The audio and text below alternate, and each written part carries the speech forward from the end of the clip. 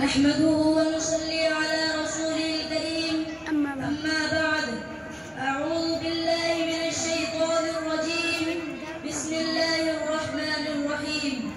إنما يخشى الله من عباده العلماء إن الله عزيز غفور صدق الله العظيم وقال النبي صلى الله عليه وسلم خير القرون قرني ثم الذين يلونهم ثم الذين يلونهم وقال رسول الله صلى الله عليه وسلم يد الله مع الجماعة أو كما قال عليه الصلاة والسلام کچھ اہل ستم کچھ اہل عشق میں خانہ گرانے آئے تھے کچھ اہل ستم کچھ اہل عشق میں خانہ گرانے آئے تھے دہلیز کو چوم کے چھوڑ گئے دیکھا کہ پتھر بھاری ہے زخموں سے بدن گلزار سہی تم اپنے شکستہ تیر گنو